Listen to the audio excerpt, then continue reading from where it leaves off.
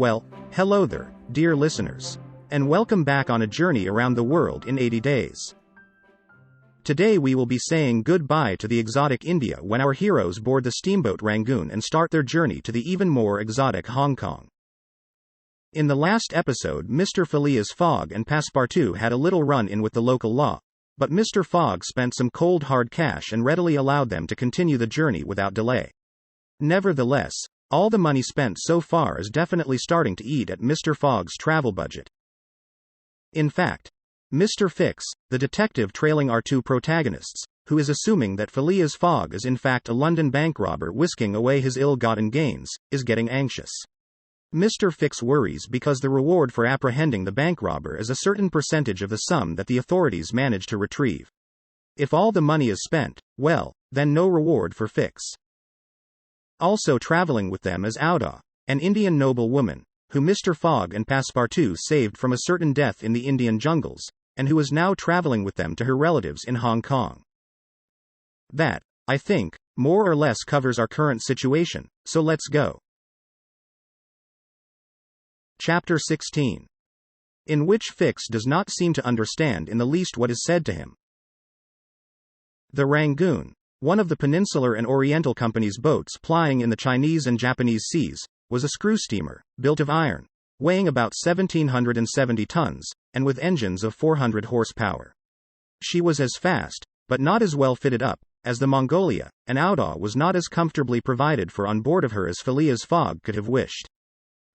However, the trip from Calcutta to Hong Kong only comprised some 3,500 miles, occupying from 10 to 12 days, and the young woman was not difficult to please.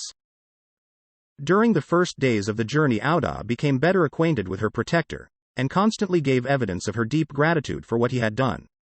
The phlegmatic gentleman listened to her, apparently at least, with coldness, neither his voice nor his manner betraying the slightest emotion, but he seemed to be always on the watch that nothing should be wanting to Towle's comfort.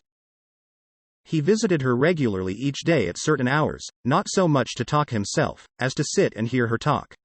He treated her with the strictest politeness, but with the precision of an automaton, the movements of which had been arranged for this purpose. Towle did not quite know what to make of him, though Passepartout had given her some hints of his master's eccentricity, and made her smile by telling her of the wager which was sending him round the world. After all, she owed Phileas Fogg her life, and she always regarded him through the exalting medium of her gratitude. Towle confirmed the Parsi guide's narrative of her touching history. She did, indeed, belong to the highest of the native races of India. Many of the Parsi merchants have made great fortunes there by dealing in cotton, and one of them, Sir Jametse Jejeeboy, was made a baronet by the English government. Towle was a relative of this great man, and it was his cousin, Jeje, whom she hoped to join at Hong Kong. Whether she would find a protector in him she could not tell, but Mr. Fogg essayed to calm her anxieties, and to assure her that everything would be mathematically, he used the very word, arranged. Towle fastened her great eyes, clear as the sacred lakes of the Himalaya, upon him, but the intractable Fogg, as reserved as ever, did not seem at all inclined to throw himself into this lake. The first few days of the voyage passed prosperously, amid favorable weather and propitious winds, and they soon came in sight of the Great Andaman, the principal of the islands in the Bay of Bengal, with its picturesque Saddle Peak, 2,400 feet high, looming above the waters. The steamer passed along near the shores, but the savage locals did not make their appearance. The panorama of the islands, as they steamed by them, was superb. Vast forests of palms, irex, bamboo, teakwood, of the gigantic mimosa, and tree-like ferns covered the foreground, while behind, the graceful outlines of the mountains were traced against the sky, and along the coast swarmed by thousands the precious swallows whose nests furnish a luxurious dish to the tables of the celestial empire. The varied landscape afforded by the Andaman Islands was soon passed, however, and the Rangoon rapidly approached the Straits of Malacca, which gave access to the China Seas. What was Detective Fix, so unluckily drawn on from country to country, doing all this while? He had managed to embark on the Rangoon at Calcutta without being seen by Passepartout, after leaving orders that, if the warrant should arrive, it should be forwarded to him at Hong Kong, and he hoped to conceal his presence to the end of the voyage. It would have been difficult to explain why he was on board without awakening Passepartout's suspicions, who thought him still at Bombay. But necessity impelled him, nevertheless, to renew his acquaintance with the worthy servant, as will be seen. All the detective's hopes and wishes were now centered on Hong Kong, for the steamer's stay at Singapore would be too brief to enable him to take any steps there. The arrest must be made at Hong Kong, or the robber would probably escape him forever. Hong Kong was the last English ground on which he would set foot. Beyond, China, Japan, America offered to Fogg an almost certain refuge. If the warrant should at last make its appearance at Hong Kong, Fix could arrest him and give him into the hands of the local police, and there would be no further trouble. But beyond Hong Kong, a simple warrant would be of no avail. An extradition warrant would be necessary, and that would result in delays and obstacles, of which the rascal would take advantage to elude justice. Fix thought over these probabilities during the long hours which he spent in his cabin, and kept repeating to himself, "Now, either the warrant will be at Hong Kong, in which case I shall arrest my man, or it will not be there, and this time it is absolutely necessary that I should delay his departure. I have failed at Bombay, and I have failed at Calcutta. If I fail at Hong Kong, my reputation is lost. Cost what it may, I must succeed. But how shall I prevent his departure, if that should turn out to be my last resource?" Fix made up his mind that, if worst came to worst, he would make a confidant of Passepartout, and tell him what kind of a fellow his master really was. That Passepartout was not Fogg's accomplice, he was very certain. The servant, enlightened by his disclosure, and afraid of being himself implicated in the crime, would doubtless become an ally of the detective. But this method was a dangerous one, only to be employed when everything else had failed. A word from Passepartout to his master would ruin all. The detective was therefore in a sore strait. But suddenly a new idea struck him. The presence of Auda on the Rangoon, in company with Phileas Fogg, gave him new material for reflection. Who was this woman? What combination of events had made her Fogg's traveling companion? They had evidently met somewhere between Bombay and Calcutta, but where? Had they met accidentally, or had Fogg gone into the interior purposely in quest of this charming damsel? Fix was fairly puzzled. He asked himself whether there had not been a wicked elopement, and this idea so impressed itself upon his mind that he determined to make use of the supposed intrigue. Whether the young woman were married or not, he would be able to create such difficulties for Mr. Fogg at Hong Kong that he could not escape by paying any amount of money. But could he even wait till they reached Hong Kong? Fogg had an abominable way of jumping from one boat to another, and, before anything could be effected, might get full under way again for Yokohama. Fix decided that he must warn the English authorities, and signal the Rangoon before her arrival. This was easy to do, since the steamer stopped at Singapore, whence there is a telegraphic wire to Hong Kong. He finally resolved, moreover, before acting more positively, to question Passepartout. It would not be difficult to make him talk, and, as there was no time to lose, Fix prepared to make himself known. It was now the 30th of October, and on the following day the Rangoon was due at Singapore. Fix emerged from his cabin and went on deck. Passepartout was promenading up and down in the forward part of the steamer. The detective rushed forward with every appearance of extreme surprise, and exclaimed, "You here, on the Rangoon?" "What, Monsieur Fix, are you on board?" returned the really astonished Passepartout, recognizing his crony of the Mongolia. "Why, I left you at Bombay, and here you are, on the way to Hong Kong. Are you going round the world too?" "No, no," replied Fix. "I shall stop at Hong Kong, at least for some days." Said Passepartout, who seemed for an instant perplexed. "But how is it I have not seen you on board since we left Calcutta?" "Oh, a trifle of seasickness, I've been staying in my berth. The Gulf of Bengal does not agree with me as well as the Indian Ocean. And how is Mr. Fogg?" "As well and as punctual as ever, not a day behind time. But, Monsieur Fix, you don't know that we have a young lady with us." "A young lady?" replied the detective, not seeming to comprehend what was said. Passepartout thereupon recounted Auda's history, the affair at the Bombay Pagoda, the purchase of the elephant for £2,000, the rescue, the arrest, and sentence of the Calcutta court, and the restoration of Mr. Fogg and himself to liberty on bail. Fix, who was familiar with the last events, seemed to be equally ignorant of all that Passepartout related, and the later was charmed to find so interested a listener. But does your master propose to carry this young woman to Europe? Not at all. We are simply going to place her under the protection of one of her relatives, a rich merchant at Hong Kong. Nothing to be done there, said Fix to himself, concealing his disappointment. A glass of gin, Mr. Passepartout? Willingly, Monsieur Fix. We must at least have a friendly glass on board the Rangoon. Chapter 17. Showing what happened on the voyage from Singapore to Hong Kong.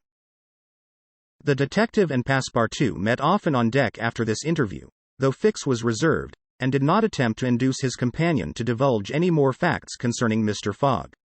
He caught a glimpse of that mysterious gentleman once or twice, but Mr. Fogg usually confined himself to the cabin, where he kept out company, or, according to his inveterate habit, took a hand at whist. Passepartout began very seriously to conjecture what strange chance kept Fix still on the route that his master was pursuing. It was really worth considering why this certainly very amiable and complacent person, whom he had first met at Suez, had then encountered on board the Mongolia, who disembarked at Bombay, which he announced as his destination, and now turned up so unexpectedly on the Rangoon, was following Mr. Fogg's tracks step by step. What was Fix's object? Passepartout was ready to wager his Indian shoes, which he religiously preserved, that Fix would also leave Hong Kong at the same time with them, and probably on the same steamer. Passepartout might have cudgelled his brain for a century without hitting upon the real object which the detective had in view. He never could have imagined that Phileas Fogg was being tracked as a robber around the globe. But, as it is in human nature to attempt the solution of every mystery, Passepartout suddenly discovered an explanation of Fix's movements, which was in truth far from unreasonable. Fix, he thought, could only be an agent of Mr. Fogg's friends at the Reform Club, sent to follow him up, and to ascertain that he really went round the world as had been agreed upon. It's clear, repeated the worthy servant to himself, proud of his shrewdness. He's a spy sent to keep us in view. That isn't quite the thing, either, to be spying Mr. Fogg, who is so honorable a man. Ah, gentlemen of the Reform, this shall cost you dear. Passepartout, enchanted with his discovery, resolved to say nothing to his master, lest he should be justly offended at this mistrust on the part of his adversaries. But he determined to chaff Fix, when he had the chance, with mysterious allusions, which, however, need not betray his real suspicions. During the afternoon of Wednesday the 30th of October, the Rangoon entered the Strait of Malacca, which separates the peninsula of that name from Sumatra. The mountainous and craggy islets intercepted the beauties of this noble island from the view of the travelers. The Rangoon weighed anchor at Singapore the next day at 4 a.m., to receive coal, having gained half a day on the prescribed time of her arrival. Phileas Fogg noted this gain in his journal, and then, accompanied by Auda, who betrayed a desire for a walk on shore, disembarked. Fix, who suspected Mr. Fogg's every movement, followed them cautiously, without being himself perceived, while Passepartout, laughing in his sleeve at Fix's maneuvers, went about his usual errands. The island of Singapore is not imposing in aspect, for there are no mountains, yet its appearance is not without attractions. It is a park checkered by pleasant highways and avenues. A handsome carriage, drawn by a sleek pair of New Holland horses, carried Phileas Fogg and Auda into the midst of rows of palms with brilliant foliage, and of clove trees, whereof the cloves form the heart of a half-open flower. Pepper plants replaced the prickly hedges of European fields. Sago bushes, large ferns with gorgeous branches, varied the aspect of this tropical clime, while nutmeg trees in full foliage filled the air with a penetrating perfume. Agile and grinning bands of monkeys skipped about in the trees, nor were tigers wanting in the jungles. After a drive of 2 hours through the country, Auda and Mr. Fogg returned to the town, which is a vast collection of heavy-looking, irregular houses, surrounded by charming gardens rich in tropical fruits and plants, and at 10 o'clock they re-embarked, closely followed by the detective, who had kept them constantly in sight. Passepartout, who had been purchasing several dozen mangoes, a fruit as large as good-sized apples, of a dark brown color outside and a bright red within, and whose white pulp, melting in the mouth, affords gourmands a delicious sensation, was waiting for them on deck. He was only too glad to offer some mangoes to Auda, who thanked him very gracefully for them. At 11 o'clock the Rangoon rode out of Singapore harbour, and in a few hours the high mountains of Malacca, with their forests, inhabited by the most beautifully furred tigers in the world, were lost to view. Singapore is distant some 1,300 miles from the island of Hong Kong, which is a little English colony near the Chinese coast.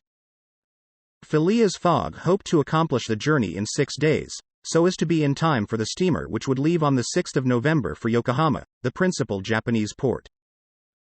The Rangoon had a large quota of passengers, many of whom disembarked at Singapore, among them a number of Indians, Ceylonese, Chinamen, Malays, and Portuguese, mostly second-class travelers. The weather, which had hitherto been fine, changed with the last quarter of the moon. The sea rolled heavily, and the wind at intervals rose almost to a storm, but happily blew from the southwest, and thus aided the steamer's progress. The captain as often as possible put up his sails, and under the double action of steam and sail the vessel made rapid progress along the coasts of Annam and Cochin China. Owing to the defective construction of the Rangoon, however, unusual precautions became necessary in unfavorable weather, but the loss of time which resulted from this cause, while it nearly drove Passepartout out of his senses, did not seem to affect his master in the least. Passepartout blamed the captain, the engineer, and the crew, and consigned all who were connected with the ship to the land where the pepper grows. Perhaps the thought of the gas, which was remorselessly burning at his expense in Savile Row, had something to do with his hot impatience. "You are in a great hurry, then," said Fix to him one day. "To reach Hong Kong?" A very great hurry. Mr. Fogg, I suppose, is anxious to catch the steamer for Yokohama? Terribly anxious. You believe in this journey around the world, then? Absolutely. Don't you, Mr. Fix? I don't believe a word of it. You're a sly dog, said Passepartout, winking at him. This expression rather disturbed Fix, without his knowing why. Had the Frenchman guessed his real purpose? He knew not what to think. But how could Passepartout have discovered that he was a detective? Yet, in speaking as he did, the man evidently meant more than he expressed. Passepartout went still further the next day. He could not hold his tongue. Mr. Fix, said he, in a bantering tone. Shall we be so unfortunate as to lose you when we get to Hong Kong? Why? Responded Fix, a little embarrassed. I don't know. Perhaps. Ah, if you would only go on with us. An agent of the Peninsular Company, you know, can't stop on the way. You were only going to Bombay, and here you are in China. America is not far off, and from America to Europe is only a step. Fix looked intently at his companion, whose countenance was as serene as possible, and laughed with him. But Passepartout persisted in chaffing him by asking him if he made much by his present occupation. Yes, and no, returned Fix. There is good and bad luck in such things. But you must understand that I don't travel at my own expense. Oh, I am quite sure of that, cried Passepartout, laughing heartily. Fix, fairly puzzled, descended to his cabin and gave himself up to his reflections. He was evidently suspected. Somehow or other the Frenchman had found out that he was a detective. But had he told his master? What part was he playing in all this? Was he an accomplice or not? Was the game then up? Fix spent several hours turning these things over in his mind, sometimes thinking that all was lost, then persuading himself that Fogg was ignorant of his presence, and then undecided what course it was best to take.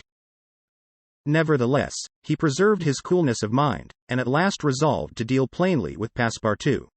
If he did not find it practicable to arrest Fogg at Hong Kong, and if Fogg made preparations to leave that last foothold of English territory, he, Fix, would tell Passepartout all. Either the servant was the accomplice of his master, and in this case the master knew of his operations, and he should fail, or else the servant knew nothing about the robbery, and then his interest would be to abandon the robber. Such was the situation between Fix and Passepartout. Meanwhile Phileas Fogg moved about above them in the most majestic and unconscious indifference. He was passing methodically in his orbit around the world, regardless of the lesser stars which gravitated around him. Yet there was near by what the astronomers would call a disturbing star, which might have produced an agitation in this gentleman's heart.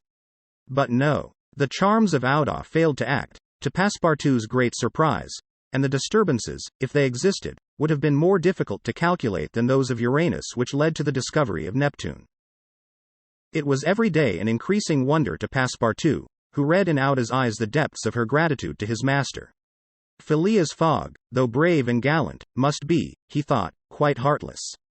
As to the sentiment which this journey might have awakened in him, there was clearly no trace of such a thing, while poor Passepartout existed in perpetual reveries. One day he was leaning on the railing of the engine room, and was observing the engine, when a sudden pitch of the steamer threw the screw out of the water. The steam came hissing out of the valves, and this made Passepartout indignant. "The valves are not sufficiently charged," he exclaimed. "We are not going. Oh, these English. If this was an American craft, we should blow up, perhaps, but we should at all events go faster." Chapter 18. In which Phileas Fogg, Passepartout, and Fix go each about his business. The weather was bad during the latter days of the voyage. The wind, obstinately remaining in the northwest, blew a gale, and retarded the steamer. The Rangoon rolled heavily and the passengers became impatient of the long, monstrous waves which the wind raised before their path. A sort of tempest arose on the 3rd of November, the squall knocking the vessel about with fury, and the waves running high. The Rangoon reefed all her sails, and even the rigging proved too much, whistling and shaking amid the squall. The steamer was forced to proceed slowly, and the captain estimated that she would reach Hong Kong 20 hours behind time, and more if the storm lasted.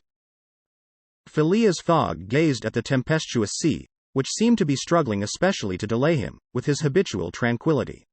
He never changed countenance for an instant, though a delay of 20 hours, by making him too late for the Yokohama boat, would almost inevitably cause the loss of the wager. But this man of nerve manifested neither impatience nor annoyance. It seemed as if the storm were a part of his program, and had been foreseen. Auda was amazed to find him as calm as he had been from the first time she saw him. Fix did not look at the state of things in the same light. The storm greatly pleased him. His satisfaction would have been complete had the Rangoon been forced to retreat before the violence of wind and waves. Each delay filled him with hope, for it became more and more probable that Fogg would be obliged to remain some days at Hong Kong, and now the heavens themselves became his allies, with the gusts and squalls. It mattered not that they made him seasick, he made no account of this inconvenience, and, whilst his body was writhing under their effects, his spirit bounded with hopeful exultation. Passepartout was enraged beyond expression by the unpropitious weather. Everything had gone so well till now. Earth and sea had seemed to be at his master's service. Steamers and railways obeyed him. Wind and steam united to speed his journey. Had the hour of adversity come? Passepartout was as much excited as if the £20,000 were to come from his own pocket. The storm exasperated him, the gale made him furious, and he longed to lash the obstinate sea into obedience. Poor fellow! Fix carefully concealed from him his own satisfaction, for, had he betrayed it, Passepartout could scarcely have restrained himself from personal violence. Passepartout remained on deck as long as the tempest lasted, being unable to remain quiet below, and taking it into his head to aid the progress of the ship by lending a hand with the crew. He overwhelmed the captain, officers, and sailors, who could not help laughing at his impatience, with all sorts of questions. He wanted to know exactly how long the storm was going to last, whereupon he was referred to the barometer, which seemed to have no intention of rising. Passepartout shook it, but with no perceptible effect, for neither shaking nor maledictions could prevail upon it to change its mind. On the 4th, however, the sea became more calm, and the storm lessened its violence. The wind veered southward, and was once more favorable. Passepartout cleared up with the weather. Some of the sails were unfurled, and the Rangoon resumed its most rapid speed. The time lost could not, however, be regained. Land was not signaled until 5 o'clock on the morning of the 6th. The steamer was due on the 5th.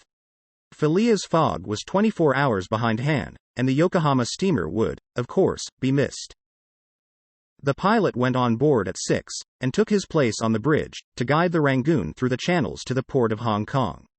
Passepartout longed to ask him if the steamer had left for Yokohama, but he dared not, for he wished to preserve the spark of hope, which still remained till the last moment. He had confided his anxiety to Fix, who, the sly rascal, tried to console him by saying that Mr. Fogg would be in time if he took the next boat, but this only put Passepartout in a passion. Mr. Fogg, bolder than his servant, did not hesitate to approach the pilot, and tranquilly ask him if he knew when a steamer would leave Hong Kong for Yokohama. At high tide tomorrow morning," answered the pilot. "Ah," said Mr. Fogg, without betraying any astonishment. Passepartout, who heard what passed, would willingly have embraced the pilot, while Fix would have been glad to twist his neck. "What is the steamer's name?" asked Mr. Fogg. "The Carnatic." "Ought she not to have gone yesterday?" "Yes, sir, but they had to repair one of her boilers, and so her departure was postponed till tomorrow." "Thank you," returned Mr. Fogg, descending mathematically to the saloon. Passepartout clasped the pilot's hand and shook it heartily in his delight, exclaiming, "Pilot, you are the best of good fellows." The pilot probably does not know to this day why his responses won him this enthusiastic greeting. He remounted the bridge, and guided the steamer through the flotilla of junks, tankas, and fishing boats which crowd the harbor of Hong Kong. At 1 o'clock the Rangoon was at the quay, and the passengers were going ashore. Chance had strangely favored Phileas Fogg, for had not the Carnatic been forced to lie over for repairing her boilers, she would have left on the 6th of November, and the passengers for Japan would have been obliged to await for a week the sailing of the next steamer. Mr. Fogg was, it is true, 24 hours behind his time, but this could not seriously imperil the remainder of his tour. The steamer which crossed the Pacific from Yokohama to San Francisco made a direct connection with that from Hong Kong, and it could not sail until the latter reached Yokohama, and if Mr. Fogg was 24 hours late on reaching Yokohama, this time would no doubt be easily regained in the voyage of 22 days across the Pacific. He found himself, then, about 24 hours behindhand, 35 days after leaving London. The Carnatic was announced to leave Hong Kong at 5 the next morning. Mr. Fogg had 16 hours in which to attend to his business there, which was to deposit Auda safely with her wealthy relative. On landing, he conducted her to a palanquin, in which they repaired to the club hotel. A room was engaged for the young woman, and Mr. Fogg, after seeing that she wanted for nothing, set out in search of her cousin Gigi. He instructed Passepartout to remain at the hotel until his return, that Auda might not be left entirely alone. Mr. Fogg repaired to the exchange, where, he did not doubt, everyone would know so wealthy and considerable a personage as the Parsi merchant. Meeting a broker, he made the inquiry, to learn that Gigi had left China 2 years before, and, retiring from business with an immense fortune, had taken up his residence in Europe, in Holland the broker thought, with the merchants of which country he had principally traded. Phileas Fogg returned to the hotel, begged a moment's conversation with Auda, and without more ado, apprised her that Gigi was no longer at Hong Kong, but probably in Holland. Auda at first said nothing. She passed her hand across her forehead, and reflected a few moments. Then, in her sweet, soft voice, she said, "What ought I to do, Mr. Fogg?" "It is very simple," responded the gentleman. "Go on to Europe." "But I cannot intrude." "You do not intrude, nor do you in the least embarrass my project. Passepartout, "Monsieur." go to the Carnatic, and engage 3 cabins." Passepartout, delighted that the young woman, who was very gracious to him, was going to continue the journey with them, went off at a brisk gait to obey his master's order. End of chapter 15. And there we have it. Our adventurous duo has now officially become a trio. And furthermore, everything seems clear sailing ahead.